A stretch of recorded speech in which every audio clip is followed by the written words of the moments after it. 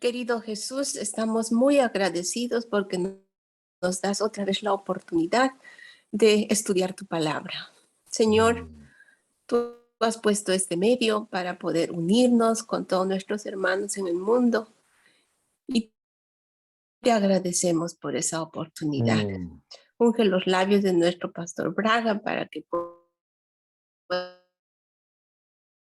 nuestras mentes con tu Santo Espíritu para que podamos entender, guardar en nuestros corazones, Padre, y así impartir a personas que no saben. Gracias, Señor, por esta oportunidad. En el nombre de tu amado Hijo Jesús. Amén. Amén. Muy bien, ¿dónde quedamos la semana pasada, Carolina? ¿Te acuerdas en qué versículo quedamos? ¿Del capítulo 6 o terminamos el capítulo 6. Ya, muy bien. Terminamos el capítulo 6, que nos hablaba de la liberación del pueblo de Dios. Así que terminamos la sección de las historias que son típicas, que son profecías contadas en forma de historia. Y comenzamos con el alzamiento, el capítulo 1, el alzamiento de Babilonia para tratar de tomar control del cuerpo del pueblo de Dios, la prueba del alimento, que es el desafío de la reforma pro salud cuando viene en el tiempo en que Babilonia toma el poder del mundo. Capítulo 2, la destrucción de los sabios de Babilonia, que es algo que está ocurriendo en este tiempo, y el gran revivamiento y la predicación del mensaje a los grandes de la tierra. Capítulo 3, la imagen de la bestia y el tiempo de gran angustia y la liberación del pueblo de Dios. El capítulo 4, el mensaje salir de ella, pueblo mío, la experiencia de la conversión de Nabucodonosor. Capítulo 5, la caída de Babilonia, y el capítulo 6, la liberación del pueblo de Dios. Así que ahí tenemos en forma profética todos los eventos, los mayores eventos, los eventos principales del tiempo del fin en el libro de Daniel.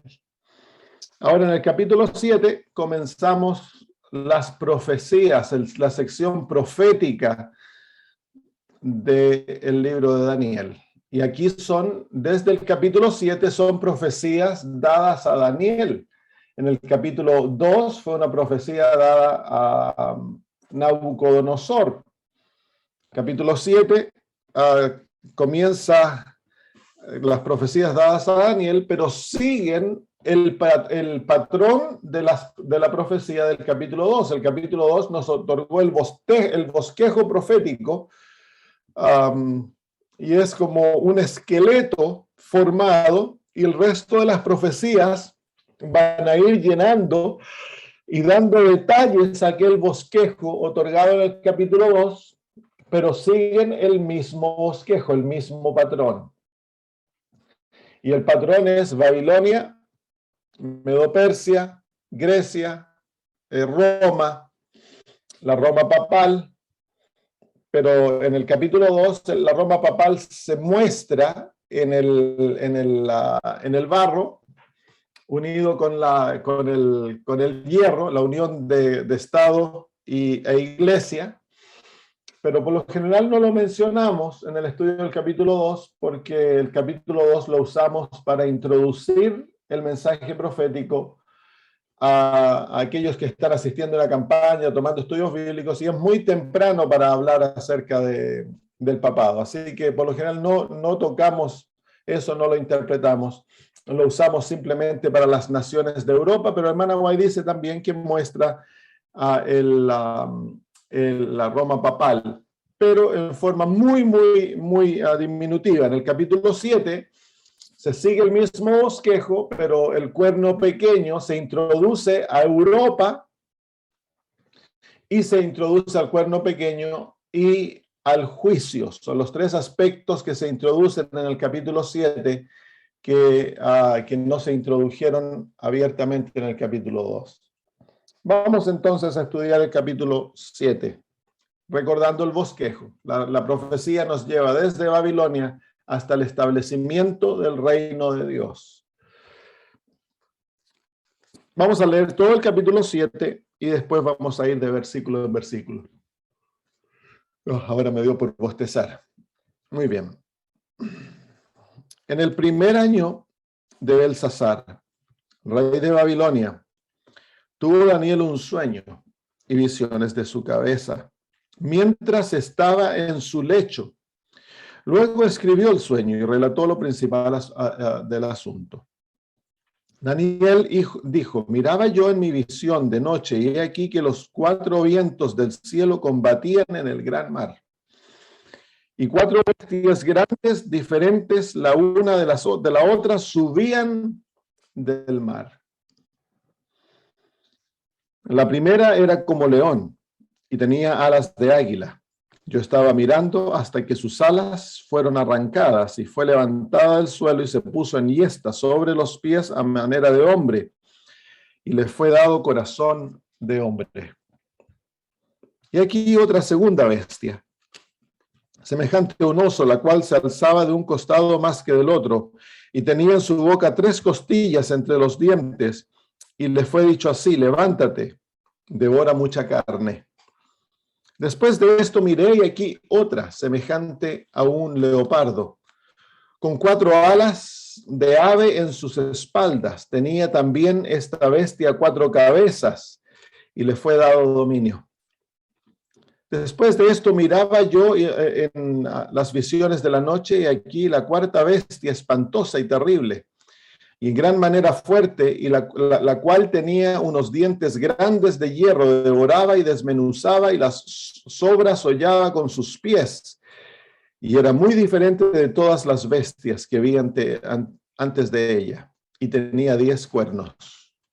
Mientras yo contemplaba los cuernos, he aquí que otro cuerno pequeño salía entre ellos, y delante de él fueron arrancados 3 cuernos de los primeros. He aquí que este cuerno tenía ojos como de hombre y una boca que hablaba grandes cosas. Estuve mirando hasta que fueron puestos tronos y se sentó un anciano de días, cuyo vestido era blanco como la nieve y el pelo de su boca como lana limpia. Su trono llama de fuego y las ruedas del mismo como fuego ardiente. Un río de fuego procedía y salía delante de él. Millares de millares le servían y millones de millones asistían delante de él. El juez se sentó y los libros fueron abiertos. Yo entonces miraba a causa del sonido de las grandes palabras que hablaba el cuerno. Miraba hasta que mataron a la bestia y su cuerpo fue destrozado y entregado para ser quemado en el fuego. Habían también quitado a las otras bestias su dominio, pero les había sido prolongada la vida hasta cierto tiempo. Miraba yo en la visión de la noche y aquí con las nubes del cielo venía uno como un hijo de hombre, que vino hasta el anciano de días y le hicieron acercarse delante de él. Y le fue dado dominio, gloria y reino para que todos los pueblos, naciones y lenguas le sirvieran. Su dominio es dominio eterno que nunca pasará. Y su reino uno que no será destruido. Se me turbó el espíritu a mí, Daniel, en medio de mi cuerpo, y las visiones de mi cabeza me asombraron. Me acerqué a uno de los que me asistían y les pregunté la verdad de todo esto, y me habló y me hizo conocer la interpretación de las cosas. Estas 4 grandes bestias son 4 reyes que se levantarán en la tierra. Después recibirán el reino los santos del Altísimo y poseerán el reino hasta el siglo eternamente y para siempre. Entonces tuve deseo de saber la verdad acerca de la 4ª bestia, que era tan diferente de todas las otras, espantosa en gran manera, que tenía dientes de hierro y unas uñas de bronce, que devoraba y desmenuzaba y las sobras hollaba con sus pies. Asimismo, acerca de los 10 cuernos que tenía en su cabeza y del otro que le había salido delante del cual habían caído 3. Y este mismo cuerno tenía ojos y boca que hablaba grandes cosas y parecía más grande que sus compañeros. Y veía yo que este cuerno hacía guerra contra los santos y los vencía, hasta que vino el anciano de días y se dio el juicio a los santos del Altísimo, y llegó el tiempo y los santos recibieron el reino. Dijo así: la 4ª bestia será un cuarto reino en la tierra, el cual será diferente de todos los reinos, y a toda la tierra devorará y trillará y despedazará. Y los 10 cuernos significan que de aquel reino se levantarán 10 reyes, y tras ellos se levantará otro, el cual será diferente de los primeros, y a 3 reyes derribará. Y hablará palabras contra el Altísimo, y a los santos del Altísimo quebrantará, y pensará en cambiar los tiempos y la ley, y serán entregados en sus manos hasta tiempos y medio tiempo. Pero se sentará el juez y le quitará su dominio, para que sea destruido y arruinado hasta el fin. Y aquel reino y el dominio y la majestad de los reinos debajo de todo el cielo sea dado al pueblo de los santos del Altísimo, cuyo reino es reino eterno, y todos los dominios le servirán y obedecerán. Aquí fue el fin de sus palabras. En cuanto a mí, Daniel, mis pensamientos me turbaron y mi rostro se demudó, pero guardé el asunto en mi corazón. Así que ahí encontramos la primera profecía dada a Daniel. Y en el versículo 1 se nos dice que fue dada el primer año de Belsasar, alrededor del año 555 antes de Cristo. Bastantes años luego que Daniel llegó a Babilonia. Son 50 años ya que Daniel estaba en Babilonia cuando él recibió su primera visión. Ya no era joven. Daniel ya tenía 65 años a lo mejor, 65, 66 años. Así que ya era un profeta bastante maduro. Voy a buscar algunas notas que quiero usar hoy, así que espérenme un poquitito.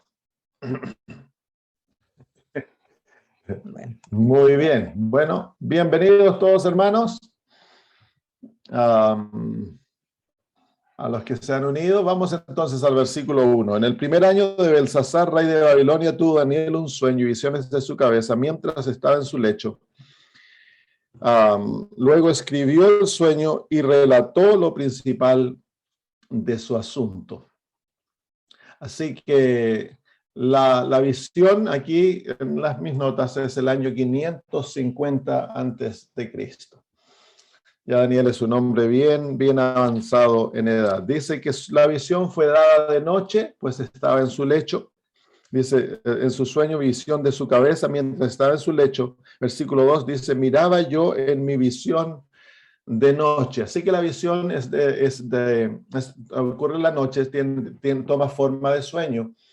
Pero la visión es una experiencia muy real para un profeta. Él participa en los eventos. Aquí se nos dice de que luego que terminó la visión, luego que terminaron la sección de la visión, él se acerca al ángel para pedir explicación al que lo acompañaba. Elena de White nos dice lo mismo, que siempre en sus visiones tenía un ángel que la acompañaba y el ángel le iba dando notas explicatorias. Entonces, vemos que Daniel tiene la misma, ¿cómo se llama?, experiencia. Ahora, la visión, el profeta está participando de los eventos. No es como una película que él ve, es como una realidad en la que él se encuentra. Un sueño es como una película que se ve, como algo que están pasándose eventos, lo que se le está mostrando. La visión, él toma parte en lo que está ocurriendo, es muy real. Los eventos están ocurriendo todo alrededor de él. Versículo 2. Bueno, dice que luego que él vio la visión, él escribió el sueño y relató lo principal del asunto. Así que él escribe el sueño de lo que vio para guardarlo para, ¿cómo se llama?, generaciones posteriores. Y eso es lo que nosotros tenemos, lo que él escribió. Y lo escribió alrededor del año 550. Versículo 2. Daniel dijo, miraba yo en mi visión de noche, y he aquí que los 4 vientos del cielo combatían. 4 vientos del cielo combatían en la gran mar. Aquí tenemos dos ejemplos, 2 símbolos que hemos de interpretar. Recuérdense de que las profecías, cuando son dadas en símbolos, nosotros debemos interpretar los símbolos. Y aquí algunos de los símbolos se interpretan por el ángel. Nos dan el símbolo de las 4 bestias, de los 10 cuernos y todo ello, del cuerno pequeño.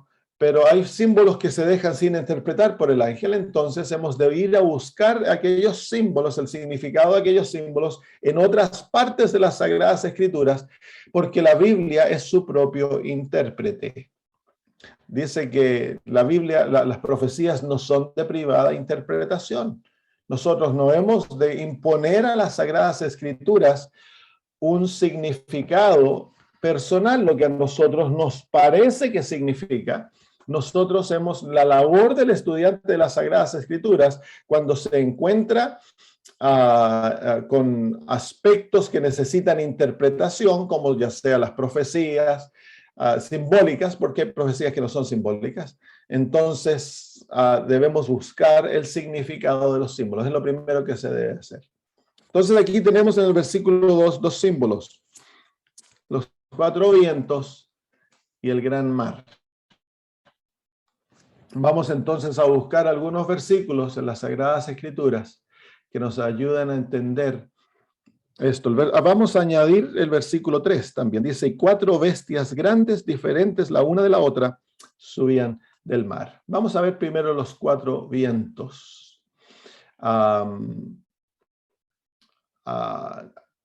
En las Sagradas Escrituras, los 4 vientos se ven de 2 distintas maneras. Cuando soplan en algo o cuando algo es echado hacia los 4 vientos. Y vamos a ver el último significado. Vamos a Daniel 8:8. Daniel 8:8. Dice, y el macho cabrío se engrandeció sobremanera, pero estando en su mayor fuerza, que el gran cuerno fue quebrado, y en su lugar salieron otros 4 cuernos notables hacia los 4 vientos. Se fijan que aquí se menciona los 4 vientos, pero es distinto. Los vientos no están soplando en algo, los 4 cuernos, o no, los cuernos se van crecen hacia los 4 vientos.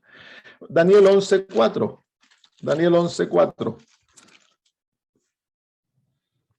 Pero cuando se haya levantado, su reino será quebrantado y repartido hacia los 4 vientos del cielo, no a sus descendientes, ni según el dominio con que él dominó, porque su reino será arrancado y será para otros fuera de ellos. Así que aquí el significado de los 4 vientos son los 4 puntos cardinales.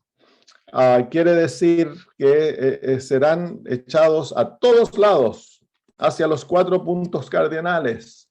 Vamos a Mateo 24:31. Ese significado, cuando algo se va hacia los 4 vientos, quiere decir de que va a ir hacia todos lados. A Mateo 24:31 dice, entonces aparecerá la señal del Hijo del Hombre en el cielo, y entonces lamentarán todas las tribus de la tierra y verán al Hijo del Hombre viniendo sobre las nubes del cielo con poder y gran gloria, y enviará a sus ángeles con gran voz de trompeta, y juntarán a sus escogidos de los 4 vientos desde un extremo del cielo hasta el otro. Ahí el Señor Jesús nos da el significado, uno de los significados de los 4 vientos. Dice de un extremo del cielo al otro. Entonces quiere decir los 4 puntos cardinales que representan toda la tierra. Pero hay otro significado de los 4 vientos. Vamos a Jeremías 49. Jeremías 49, versículos 36 al 37. Jeremías 49, versículos 36 al 37. Traeré sobre Elam los cuatro vientos. Ven aquí que es distinto el significado. Los cuatro vientos vienen contra algo. En el otro lado, de los cuatro vientos, se va hacia los cuatro vientos. Dice, traeré sobre Elam los cuatro vientos de los cuatro puntos del cielo y los aventaré a todos estos vientos. Y no habrá nación a donde no vayan fugitivos de Elam. Los dos significados se nos muestran aquí. Versículo 37 nos da el significado del primer aspecto. Y haré que Elam se intimide delante de sus enemigos y delante de los que buscan su vida. Y miren ahora, y traeré sobre ellos mal y el ardor de mi ira, dice Jehová, y enviaré en pos de ellos espada hasta que los acabe. Así que, ¿qué quiere decir cuando los cuatro vientos soplan sobre algo? Es que viene desastre, viene guerra, viene la espada. Entonces, este es el significado de los cuatro vientos. Entonces, cuando en Daniel capítulo 7, en el versículo 2, se nos dice, miraba yo en mi visión de noche aquí que los cuatro vientos del cielo combatían en la gran mar, están soplando sobre la gran mar, esa es la manera que están combatiendo. Entonces, ¿qué es lo que hay? Esto es símbolo de guerras, conflictos políticos. Así que en el gran mar van a haber conflictos políticos y a través de estos conflictos políticos de guerra se van a levantar cuatro bestias diferentes la una de las otras. ¿Qué es el gran mar? Vamos a Apocalipsis 17:15. Apocalipsis capítulo 17 y versículo 15.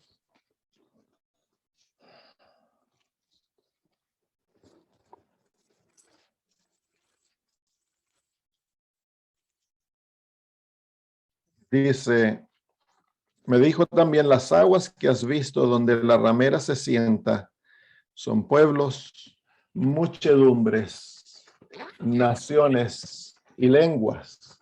Así que el gran mar, que es una acumulación de aguas, es símbolo de las naciones, muchedumbres y lenguas. En el libro de Apocalipsis, capítulo 13, se nos presenta también el símbolo del mar. Apocalipsis, capítulo 13. Estoy abriendo mi Biblia en inglés porque tengo algunos versículos anotados en que quiero ver aquí. Apocalipsis 13, versículo 1 dice, me paré sobre la arena del mar y vi subir del mar una bestia que tenía 7 cabezas y 10 cuernos. Así que aquí nuevamente se nos presenta el mar como el lugar de donde salen bestias. ¿Qué es este gran mar? Las naciones, las muchedumbres, los pueblos, las lenguas, pero específicamente ¿a dónde? Vamos a ver el libro de Jeremías, el capítulo 33 y versículo 22.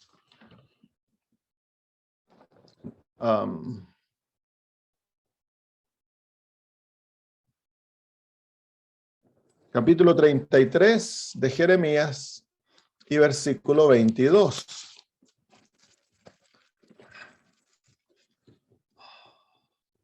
Y es que el versículo... No es el versículo que ando buscando. Espérenme un poquito, déjenme encontrarlo.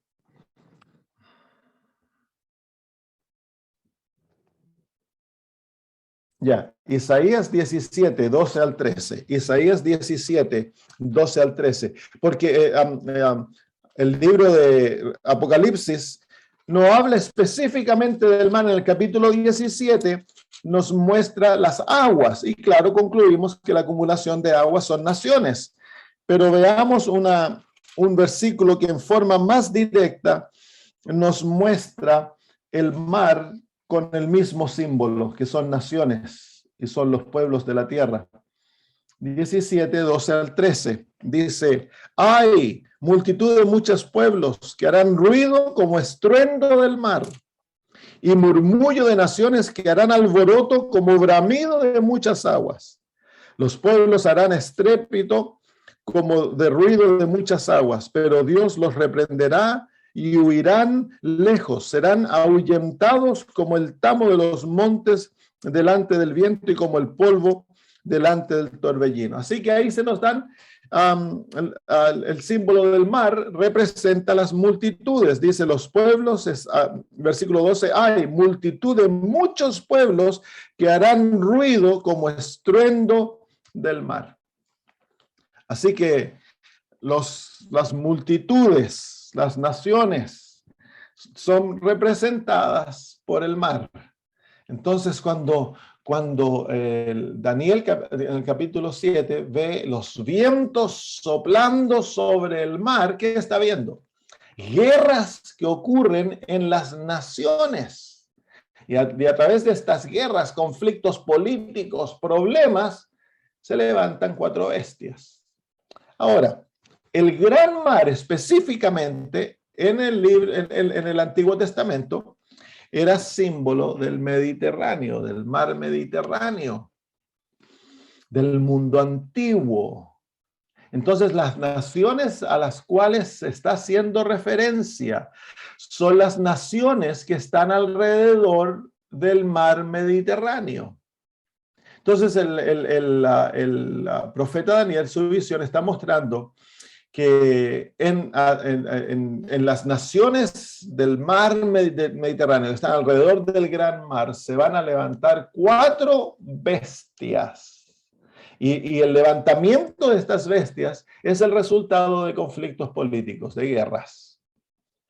Y Daniel mismo nos muestra el símbolo de las bestias. Bueno, el ángel se lo muestra a Daniel. En capítulo 7, cuando el versículo 16 dice: me acerqué a uno de los que asistían, Daniel capítulo 7, versículo 16, me acerqué a uno de los que me asistían y le pregunté la verdad acerca de esto. Y me habló y me hizo conocer la interpretación de las cosas. Estas 4 grandes bestias son 4 reyes que se levantarán en la tierra. Así son 4 reyes, pero los reyes representan sus reinos.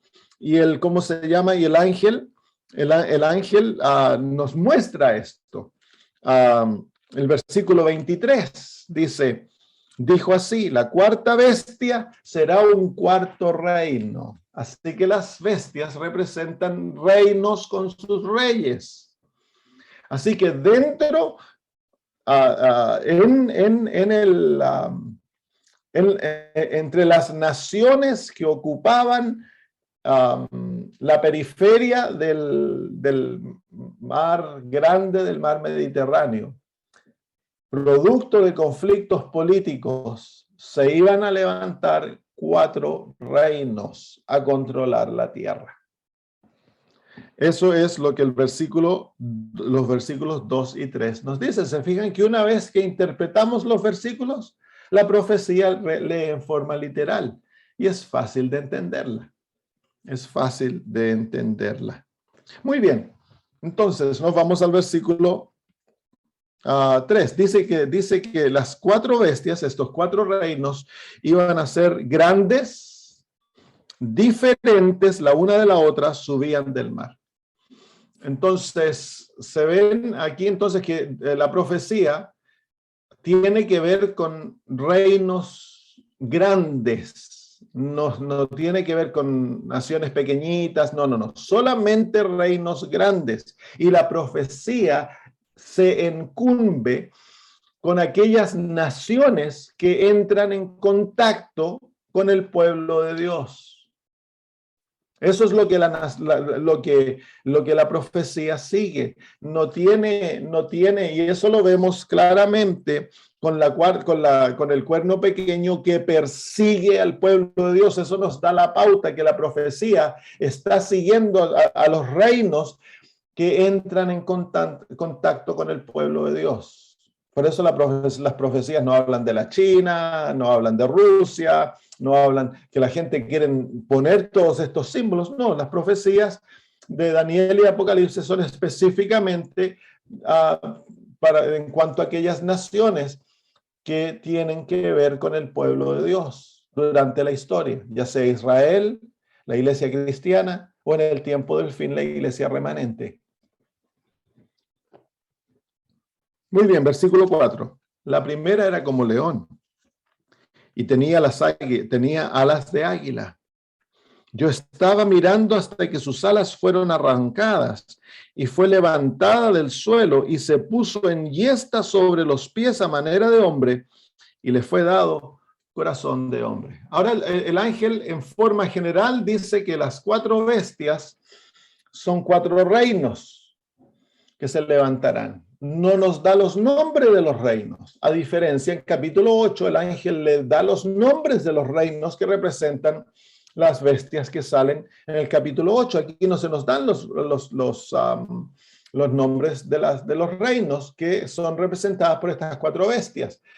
Pero si nosotros vamos a usar 2 maneras, vamos a ver primero el patrón dado por la primera profecía, Daniel 2. Y ahí también encontramos 4 reinos. Y el primero es Babilonia. La cabeza de oro representaba a Babilonia. Así que el león puede que represente a Babilonia, pero tenemos que constatar eso. Vemos en la Biblia algún lugar donde el león represente a Babilonia. Vamos a ver eso. Vamos a investigar los versículos. Vamos a Jeremías 50, 43 al 44. Jeremías 50,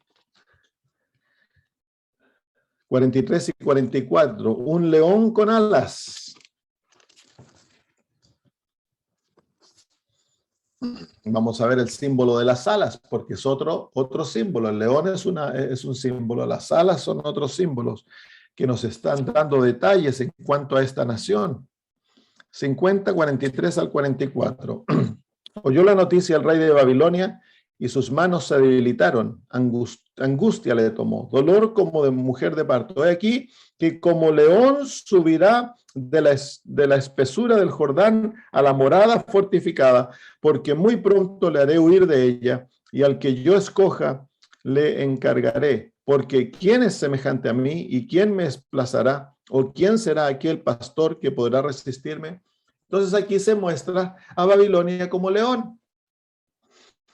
Es interesante de que uno de los símbolos que Babilonia usaba para representarse a ella misma es el león con alas, un león con 2 alas, un león alado. Y se lo ve en algunos de sus símbolos que se han excavado, por ejemplo, en la gran Ishtar Gate, que era parte de la ¿cómo se llama? De la muralla de Babilonia, que hoy se encuentra en el Museo de Pérgamo en Berlín. Los ladrillos tenían marcado un león alado. Y al entrar en la ¿cómo se llama? En la Ishtar Gate, ¿cómo se dice? El gran entrada que se entraba a Babilonia, habían 2 leones alados que cuidaban aquella entrada, símbolo de Babilonia. Así que el símbolo que se usa aquí para representar a Babilonia es un símbolo apropiado, porque los babilonios se veían ellos como un león alado.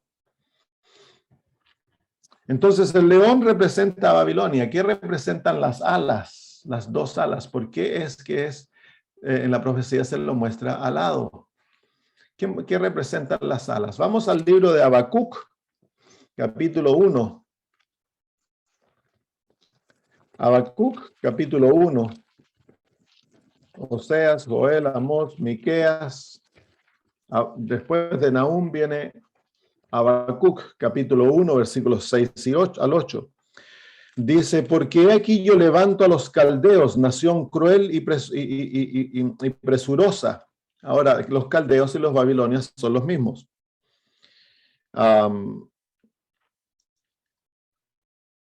Presurosa, que camina por la anchura de la tierra para poseer las moradas ajenas. Formidable es y terrible. De ella misma procede su justicia y su dignidad. Sus caballos serán más ligeros que leopardos y más feroces que lobos nocturnos, y sus jinetes se multiplicarán. Vendrán de lejos sus jinetes y volarán como águilas que se apresuran a devorar. Así que aquí se presenta a Babilonia conquistando rápidamente, velozmente, como un leopardo, más rápido que un leopardo, y como la águila. ¿Y qué usa la águila para volar? Alas. Entonces, las alas son símbolo de velocidad de conquista. El león es un animal feroz y con alas se lo representa a Babilonia siendo feroz, pero a la misma vez siendo muy rápido en su conquista. Y fue así. Durante el reinado de Nabucodonosor, Babilonia creció rápidamente a su gloria. Y luego ocurre lo que viene después en la profecía de Daniel, que Babilonia deja de conquistar. Capítulo 7. El versículo 4 dice, la primera era como un león, Babilonia, y tenía alas de águila. ¿Se fijan que el mismo símbolo águila es usado en Habacuc y aquí para representar a Babilonia? Así que Babilonia conquista rápidamente, toma su terreno muy rápidamente, pero luego dice, yo estaba mirando hasta que sus alas fueron arrancadas. Así que deja de conquistar. Y fue levantada del suelo y se puso enhiesta sobre pies a manera de hombre. Así que deja de ser un león y se vuelve como hombre.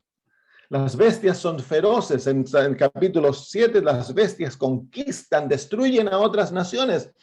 En el caso se le da un corazón de hombre, se le quitan las alas, se pone en pie y toma un corazón de hombre. Deja de conquistar, deja de tener la naturaleza de bestia. Algunos ven aquí la conversión de Nabucodonosor, que fue el rey que llevó a Babilonia a su gloria y que conquistó todo el terreno que le perteneció. Luego con su hijo, Nabonido, él dejó de conquistar. Él no quería ser rey. Él quería pasarla bien, quería cazar, ir de vacaciones. Así que pronto él dejó el reino en las manos de su hijo, que era Belsasar, y a Belsasar le gustaban las fiestas y las borracheras y esas cosas. Así que una vez que Nabucodonosor alcanzó su gloria, se terminó la conquista, no hubo más conquista y rápidamente se desintegró luego el imperio y fue conquistado por los medos y persas. Duró tan solo 70 años Babilonia. Fue el imperio más glorioso, pero duró corto, un tiempo corto. Así que ahí está lo que nos dicen las Sagradas Escrituras de Babilonia, el primer reino, el león, el león alado. Un reino que conquista rápidamente, que es feroz, pero que luego de conquistar, deja de conquistar, se siente como ser humano y hace lo que un ser humano hace, que es el pasarla bien, disfrutarlo y todo eso, y se acaba su reino. Versículo 5. He aquí otra segunda bestia, que son las bestias reinos. Así que se levanta otro reino, semejante a un oso, la cual se alzaba de un costado más que del otro, y tenía en su boca 3 costillas entre los dientes, y le fue dicho así: levántate, devora mucha carne. Así que aquí vemos una nación, un reino levantándose, y según la profecía de Daniel 2, el reino que sigue a Babilonia es Medo-Persia. Entonces aquí ya no necesitamos buscar, porque no hay en la Biblia una interpretación para el oso, pero ya sabemos, se nos ha dado la pauta es Babilonia. Encontrando el primer símbolo, entonces ahora se siguen 4 reinos consecutivos. Pero el simbolismo es, ¿cómo se llama? Fuerte, es un oso que devora y está más alzado de un lado que de otro. Lleva en su boca 3 costillas, símbolo de las naciones que ha devorado para alzarse a conquistar. Para alzarse a su poder, es símbolo de las naciones que ha conquistado, se ha comido otras bestias. ¿Y cuáles fueron las naciones que este oso, los medo-persas, conquistaron para poder levantarse a dominar el mundo? Las naciones fueron Lidia, Babilonia y Egipto, las 3 naciones que los medo-persas dominaron para poder controlar el mundo. Ahora, el oso está más alzado de un lado que otro. En Daniel capítulo 8 se presenta a los medo-persas con un cuerno que es más grande que el otro. Claro, porque en la unión de los medos y los persas hay 2 naciones, Media y Persia. Se unieron estas 2 naciones para poder atacar a Babilonia y conquistarla.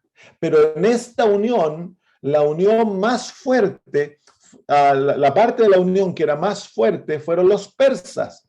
Pero antes que los persas llegaron a ser dominantes, los medos eran la unión poderosa, no era una unión igual, donde eran 2 naciones que eran igualmente poderosas. Al comenzar, los medos eran los poderosos. Pero luego los persas tomaron el dominio y en la historia el imperio se conoce como el imperio persa. Pero la realidad eran 2 imperios que se unieron. Su primer rey era un rey medo y luego llegó a ser un rey persa, y de ahí en adelante Persia fue la parte dominante. Por eso el oso está más levantado de un lado que del otro. Es un oso que camina chueco porque la unión es desigual. Interesante cómo la profecía nos va dando detalles y va llenando el bosquejo. Eso es lo que las profecías van haciendo, van llenando el bosquejo de la historia del mundo, del cuadro profético, y el libro de Apocalipsis entonces llena más del bosquejo que se necesita para entender el cuadro profético. Muy bien, el versículo 5. Y he aquí otra... versículo 6. Después de esto miré, y aquí otra, semejante a un leopardo, con 4 alas de ave en sus espaldas. Tenía también esta bestia 4 cabezas, y le fue dado dominio. Muy bien, entonces, ¿qué es esta bestia? Es una bestia muy, muy rápida, es un leopardo, tiene 4 alas y 4 cabezas. ¿Qué representan las alas? Ya sabemos que la bestia es un reino, ya se va haciendo más rápido la investigación porque ya hemos descubierto símbolos. Las alas no tiene 2 alas, tiene 4 alas, así que esta bestia es mucho más rápida en conquistar su territorio. El doble de rapidez. ¿Qué bestia es esa? Y tiene 4 cabezas. ¿Qué representan las cabezas en la profecía? Eso es un símbolo que no hemos visto. Vamos a ver qué representan las cabezas.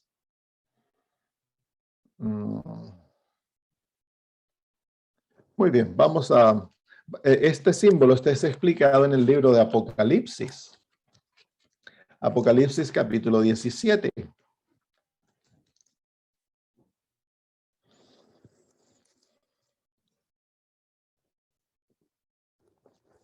Apocalipsis capítulo 17 y versículo 11. No, versículos 9 al 11. Dice, esto para la mente que tenga sabiduría. Las 7 cabezas son 7 montes, sobre los cuales se sienta la mujer. Y son 7 reyes. 5 de ellos han caído, uno es, y el otro aún no ha venido. Entonces ahí se encuentra el símbolo que andamos buscando. Las cabezas representan reyes o reinos, porque reyes y reinos se usan en forma indiscriminada en la profecía. Entonces, las 4 cabezas representan 4 reinos. El leopardo es el reino principal y las cabezas muestran que van a haber 4 reinos que van a salir de este reino principal. Entonces, aquí tenemos un reino que conquista su territorio extremadamente rápido y luego se divide en 4. Y ese reino es Grecia, el imperio macedonio griego, llevado a su gloria por su primer rey, a Alejandro el Grande. Conquistó su terreno, inmenso territorio. Le quitó todo el territorio Medo-Persia, que ya era inmenso, y añadió el territorio hasta el borde con India. Las fronteras con India. Tremendo territorio, y lo hizo en 10 años. Y lo hizo con ejércitos pequeños. No tenían la tremenda cantidad de ejércitos que tenían los medo-persas, que eran ejércitos mercenarios obtenidos de todas las naciones que ellos controlaban, y eso era debilidad porque no podían comunicarse los unos con los otros, no hablaban la misma idioma. Y, ¿cómo se llama? Alejandro Magno desarrolló una nueva táctica de guerra y derrotó rápidamente a los tremendos ejércitos de los medo-persas.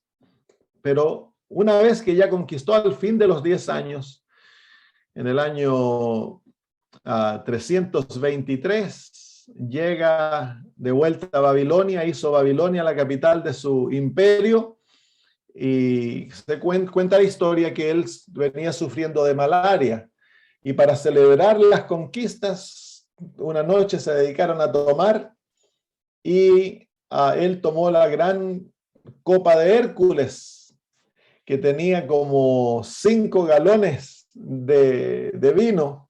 No creo que se la haya tomado toda, para ya su hígado, padeciendo bajo el peso de la malaria, que es una enfermedad que ataca al hígado, su hígado no pudo sostener tanto alcohol y murió rápidamente. Entonces, antes de morir, sus generales se acercaron, que eran 4, y le dijeron, ¿quién va a reinar en tu lugar? Y él dijo, el más fuerte.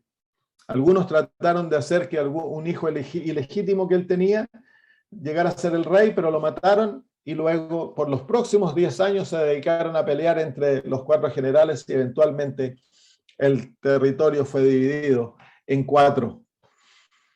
Y ahí quedó, se cumplió la profecía, exactamente como había dicho.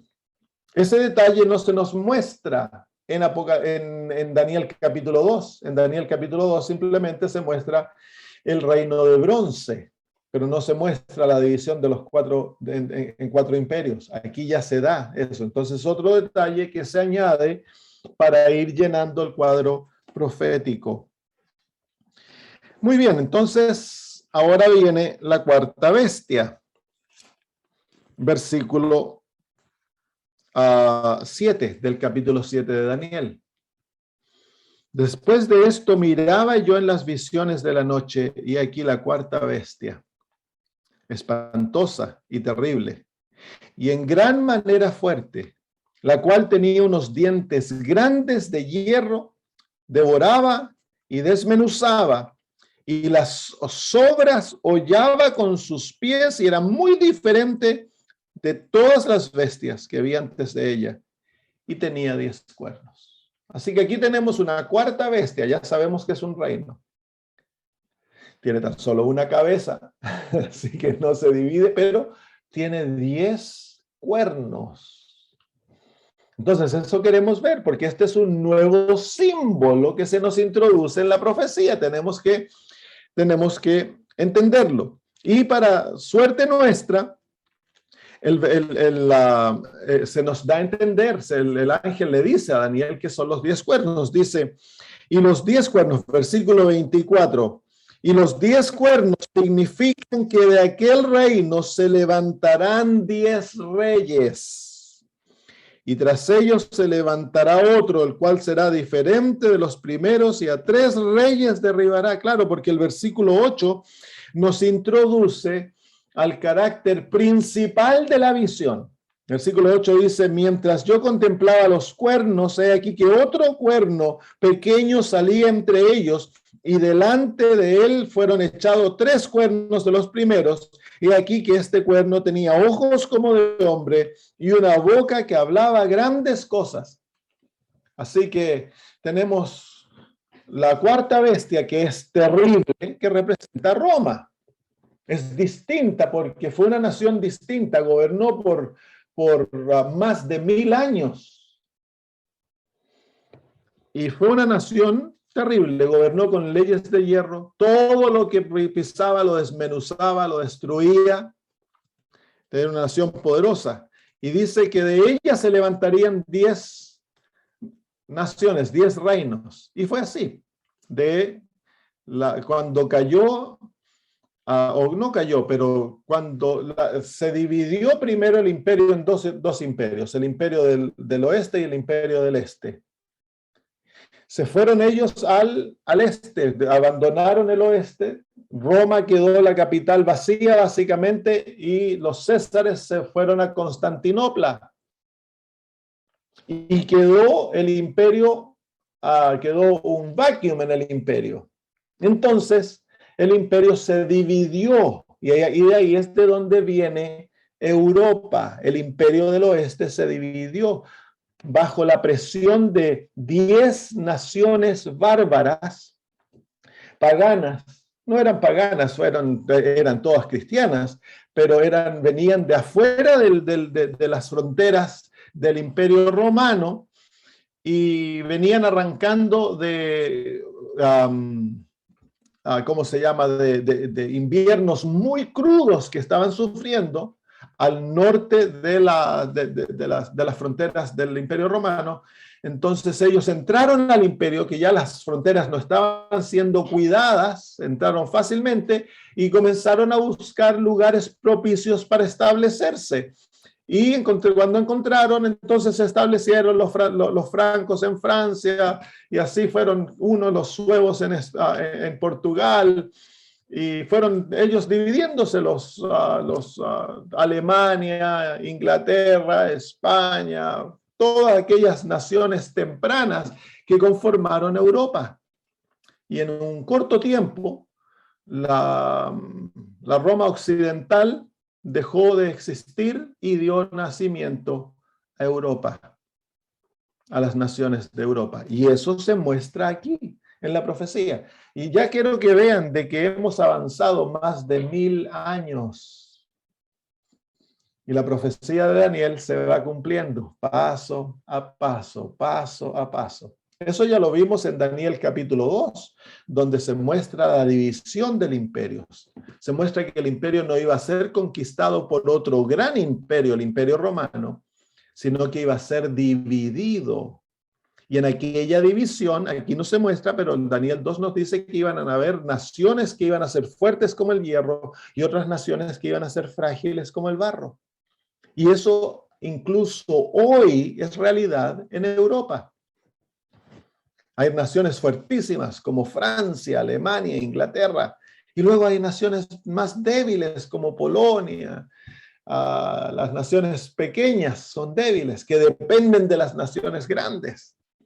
Y esto siempre ha ocurrido en Europa.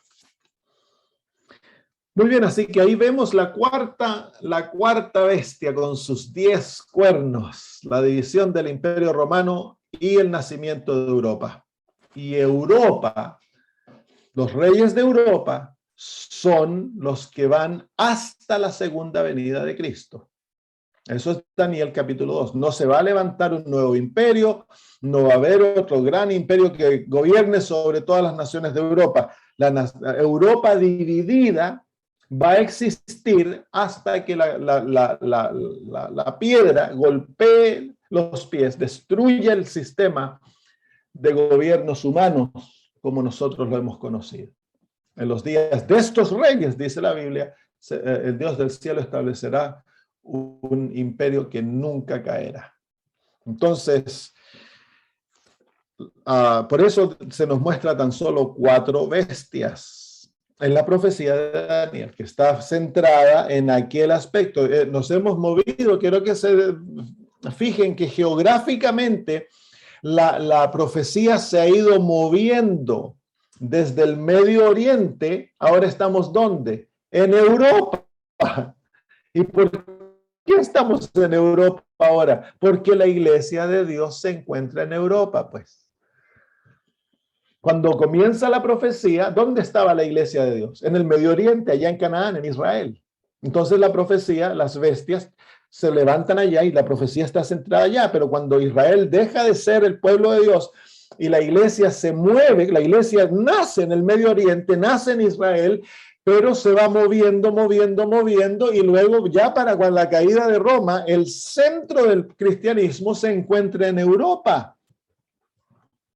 Entonces la iglesia, la profecía va moviendo, y luego si seguimos la profecía y vamos a Apocalipsis, la iglesia, Apocalipsis nos lleva de Europa a los Estados Unidos. ¿Por qué? Porque el pueblo de Dios escapa de Europa a Estados Unidos y allá es donde nace el remanente. Y es por eso que Estados Unidos es el centro de la profecía en los últimos días de la historia del mundo. Así que la profecía va moviéndose geográficamente dónde está el remanente, dónde se encuentra el pueblo de Dios y qué le está pasando, las naciones que lo afligen, que lo persiguen, que lo destruyen.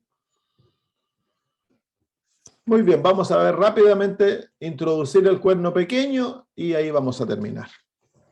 Versículo 8 dice: mientras yo contemplaba los cuernos, he aquí que otro cuerno pequeño salía entre ellos, y delante de él fueron arrancados 3 cuernos de los primeros, y aquí que este cuerno tenía ojos como de hombre y una boca que hablaba grandes cosas.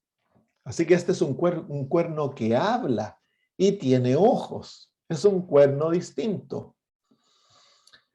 Los otros cuernos son simplemente cuernos, son naciones políticas, porque eso es lo que un cuerno representa. Un cuerno representa una nación política. Esta es una nación política, es un reino político, pero tiene ojos y tiene boca. Y crece entre ellos, así que crece después que los otros ya están establecidos.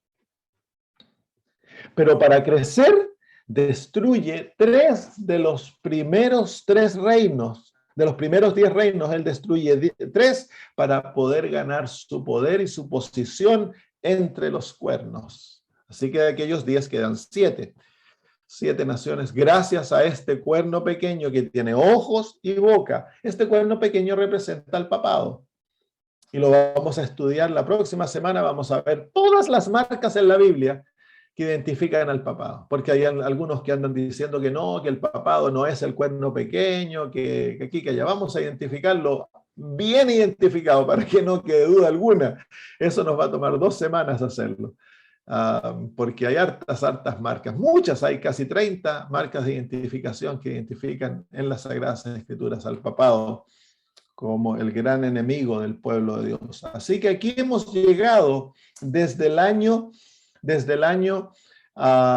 605, donde comienza Babilonia. Aquí ya estamos antes de Cristo, aquí estamos en el año 538 después de Cristo. El nacimiento del papado. Así que nos hemos movido también en la línea de tiempo profética, pero hemos de recordar que el profeta Daniel nos está dando todo este conocimiento antes que ocurran los eventos. Y es la profecía que es el sello de la inspiración de las Sagradas Escrituras. Es la profecía que nos muestra que este libro es un libro superhumano. No fue creado por hombres porque es imposible para Daniel saber lo que va a ocurrir con anticipación 1000 años y darnos lujo de detalles de lo que le iba a ocurrir a Grecia, que se iba a dividir, lo que le iba a ocurrir a Babilonia. Bueno, eso ocurrió 20 años después que Daniel escribió, o 10 años después que Daniel escribió. Pero luego lo que ocurre con Medo-Persia, que iba a destruir a 3 naciones, que iba a ser una unión desigual, luego que Grecia iba a conquistar rápidamente y que iba, ¿cómo se llama?, a dividirse en 4 reinos, que el cuarto reino de él iban a salir 10 naciones y que entre ellos iban a ser una nación política que era distinta y que iba a destruir 3 reinos. ¿Cómo sabía Daniel todo eso? Él no lo sabía, le fue otorgado a él por Dios. Y la profecía es el sello de las Sagradas Escrituras que este libro es un libro divino. ¿Saben ustedes que no hay otro libro de otras religiones que tengan profecías? El libro, el Corán, no tiene profecías. ¿Por qué? Porque, bueno, el Dios de ellos no sabe el futuro, pues. Una de las marcas de identificación de que Dios es Dios, que Él lee el futuro como que fuera hoy, como que fuera el presente. Y esa es la marca, el sello divino en la Biblia, que la Biblia es inspirada por Dios. Hay cientos de profecías. En la vida de Cristo, tan solo con más de 500 años de anticipación, se profetizó más de 300 aspectos de la vida de Jesús para identificarlo como el Mesías. Así que la Biblia es la palabra de Dios. ¿Cómo sabemos? Bueno, las profecías lo demuestran, que es la palabra de Dios. Muy bien, queridos hermanos, cuando confiamos en las Sagradas Escrituras, estamos seguros, porque la Biblia es la palabra de Dios. Hemos de estudiarla cuidadosamente, hemos de ser estudiosos. ¿Saben ustedes? La hermana White dice que Satanás es un estudioso de las profecías bíblicas, porque él sabe que todo el plan divino ha sido revelado en sus profecías, y él las estudia minuciosamente para saber lo que ha de ocurrir y prepararse para contrarrestar aquellos eventos. ¿Cuánto más debiéramos nosotros estudiar las Sagradas Escrituras y sus profecías? Lo otro es esto, que la verdadera interpretación profética tan solo le es otorgada al pueblo de Dios. Es una de las marcas que identifican al remanente, la verdadera interpretación profética. Y eso se muestra en Apocalipsis capítulo 12, el sol, la luna y las estrellas, que identifican a la mujer. El sol, la luna y las estrellas, los 3 símbolos juntos, identifican al sistema de interpretación profética que Dios le ha otorgado a su pueblo. Muy bien, ¿hay por ahí alguna pregunta, hermanos? Pastor, yo quería compartir una cita de aquí de la hermana White que dice lo siguiente respecto al capítulo que usted estuvo analizando. Dice, a Daniel se le dio una visión de bestias feroces que representan los poderes de la tierra, pero la insignia del reino del Mesías es un cordero. Los reinos terrenales predominan mediante el empleo de la fuerza material, pero Cristo desterrará toda arma carnal, todo instrumento de sujeción. Su reino había de establecerse para elevar y ennoblecer a la humanidad caída. Amén, muy bonito. Sí, bestias. A Satanás se lo representa como una bestia también en Apocalipsis, ¿no? Una bestia como un dragón. Entonces estas naciones gobiernan bajo los principios satánicos.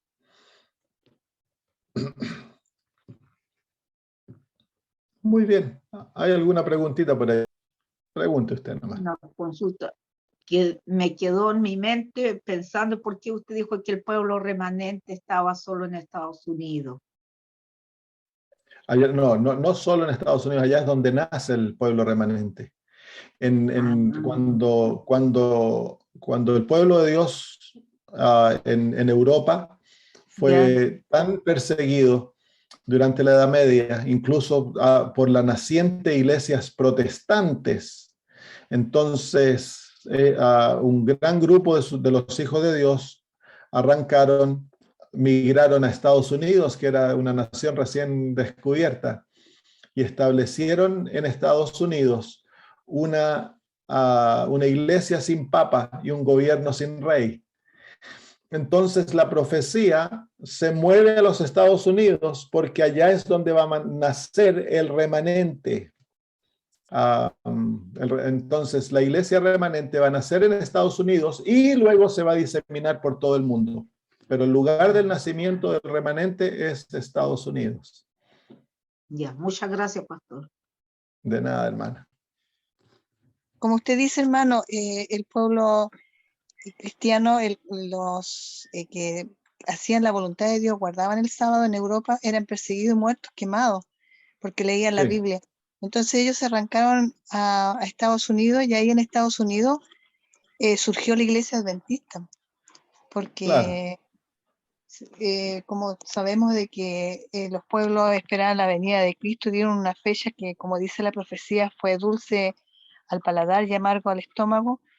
De ahí, después de ahí surgió la iglesia. La iglesia remanente. Claro, esa es la iglesia remanente. Claro, gracias, hermana. Hermana Mari Carmen, ¿usted levantó la mano? Sí. Sí, pastor, buenas noches. Aquí buenas noches, ahí no sé si son días o noches. ¿Dónde está usted, hermana? De España. Pues quería preguntarle, cuando dice que el río se secó y la mujer, no me acuerdo cómo dice, ahora no me acuerdo mismo. En Apocalipsis 16, el secamiento del río Éufrates. Éufrates se secó y la mujer huyó al desierto. No sé lo que quiere decir. No, ahí usted está confundiendo dos capítulos, hermana, perdone que se lo diga. En el capítulo 12 dice de que producto de la persecución la mujer huye al desierto, donde va a ser cuidada por Dios por 1260 días. El río Éufrates, el capítulo 16, es al fin del tiempo. Los 1260 años es la Edad Media, donde el pueblo de Dios, producto del gobierno papal, tuvo que arrancar a lugares desolados para preservar su vida.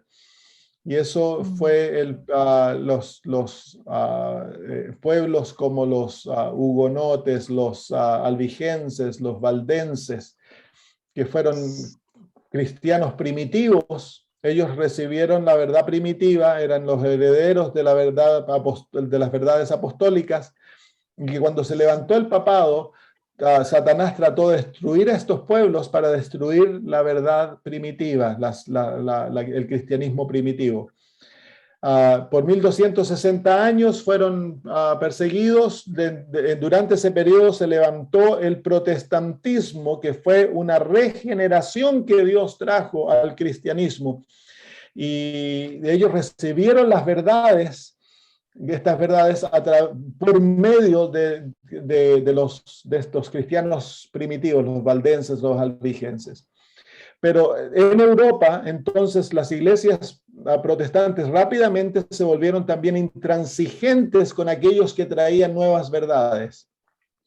Y comenzaron a perseguir y a matar a aquellos también que comenzaron a descubrir otras verdades en las Sagradas Escrituras, como el bautismo por inmersión, el estado de los muertos, el sábado.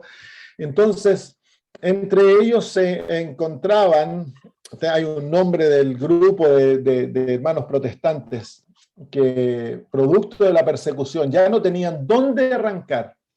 Entonces Dios abrió los Estados Unidos de Norteamérica para que este grupo de hermanos, eran denominados como los no conformistas, eran ingleses mayormente y alemanes, arrancaron y migraron a Estados Unidos. La gran mayoría de ellos murieron, sufrieron muchísimo, muchísimo, pero establecieron primero una colonia y comenzaron un sistema de gobierno y de iglesia sin papa y sin rey. Dio origen al sistema de república, ¿cómo se llama? Se estableció los principios de Estados Unidos, que por mucho tiempo gobernó con esa manera, pero al final dice la Biblia que iba a hablar como dragón, y es lo que estamos viendo ahora.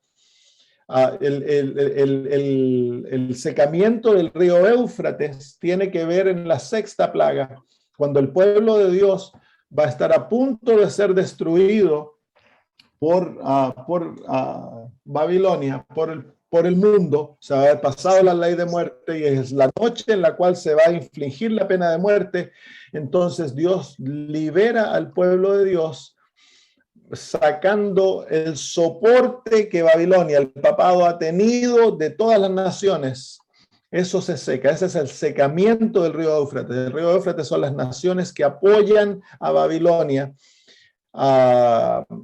Eso se seca, se termina porque Dios muestra las tablas de la ley y muestra que el sábado es su día, y el mundo se da cuenta que han sido engañados, y entonces el apoyo a este sistema se acaba y se vuelven, y en vez de destruir al pueblo de Dios, destruyen a sus líderes religiosos y a los líderes políticos. Muchísimas gracias, pastor. Muchísimas gracias. Me quedó claro. Me quedó claro. Dios les bendiga. Gracias, hermana. Gracias por unirse. Manuel. Hola, querido pastor Braga. Dios le bendiga.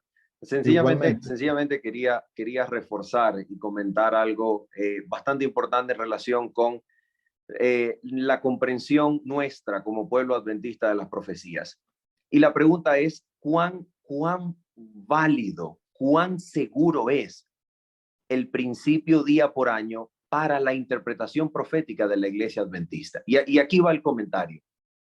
Si nuestra interpretación profética dio origen al surgimiento del pueblo remanente, pero nuestra interpretación profética a su vez está anclada al principio día por año, ¿cuán seguro podemos estar nosotros como hermanos de iglesia de la validez y solidez del principio día por año en medio de tantos detractores, incluso dentro de nuestro pueblo, que objetan el principio día por año? Y aquí está el punto. El punto es que nuestro principio de día por año, sobre el cual está anclada la interpretación profética de nosotros como pueblo, es exactamente lo que le permite a Jesucristo poder comprender la destrucción de Jerusalén y del templo en su época, interpretando el libro de Daniel. Si nuestra interpretación profética, partiendo del principio día por año, no es sólida, como algunos autores, incluso adventistas, se han atrevido a decir, entonces el Mesías, Jesús, estaba equivocado en la manera de interpretar las Escrituras.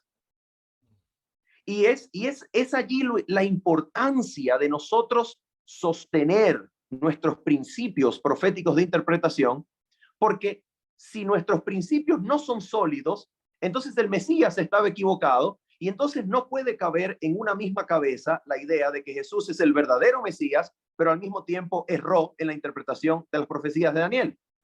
No puede caber en la misma cabeza.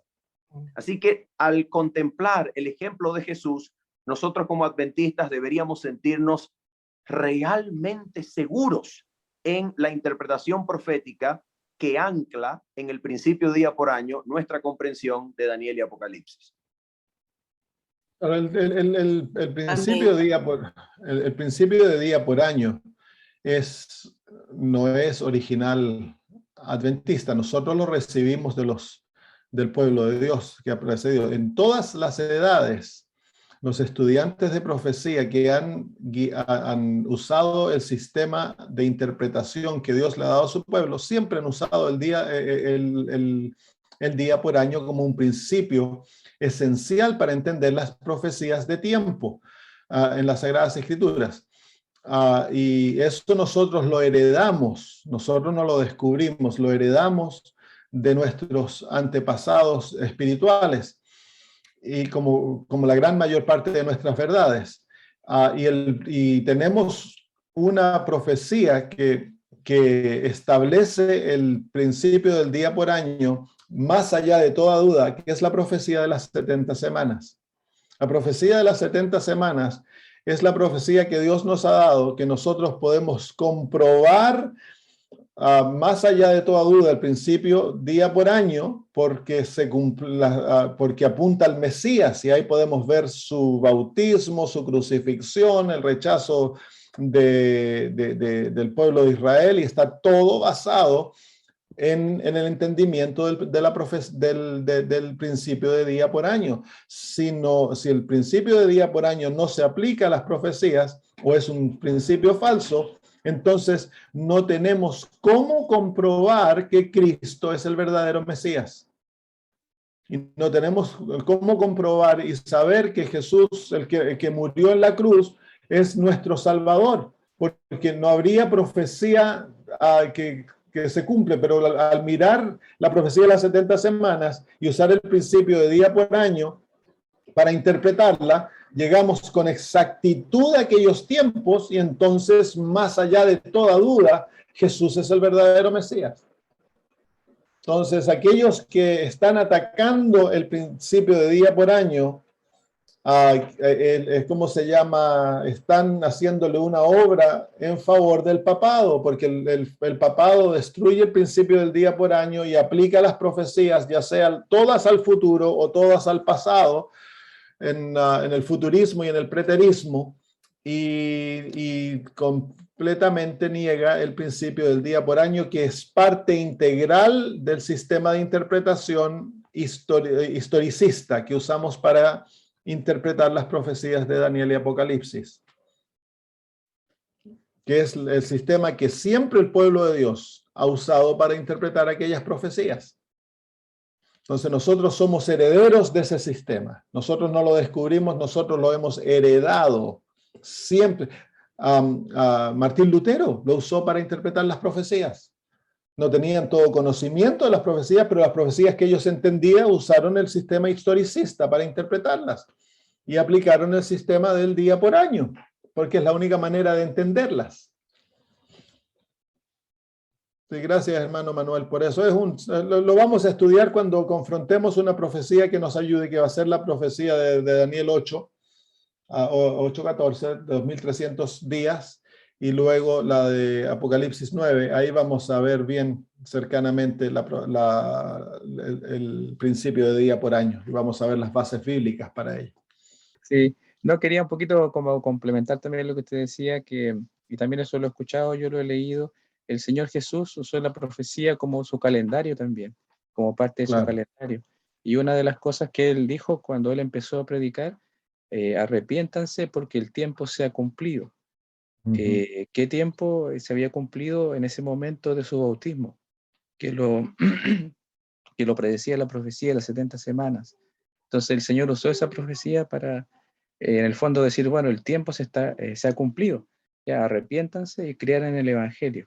Entonces, el Señor utilizó esa parte de la profecía también dentro de su ministerio como su calendario que él tenía que ir llevando. Claro, gracias. Sí, es interesante ver que Jesús une el entendimiento profético con el Evangelio, que es lo mismo que hace el mensaje de los 3 ángeles, el Evangelio eterno con el mensaje profético. No se deben separar. Gracias por aquella explicación, Daniel. Muy bien, hermanos, vamos a concluir. Espero de que sigan estudiando durante la semana y viendo detalles y tratando de investigar por ustedes mismos. Esto todo adventista tiene que ser capaz de explicarlo.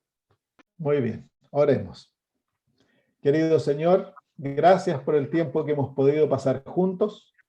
Gracias, Señor, por tu palabra, que nos da aliento, nos da esperanzas. Ella, Señor, que es tu palabra, no la palabra de hombre, ha sido inspirada por ti. Y las profecías nos muestran cuán certera tu palabra es. Ahora, Señor, queremos pedir que nos des fe para confiar ciegamente en tu palabra y ser guiados por ella, ya sea por la Biblia, que es la luz mayor, y por el espíritu de profecía.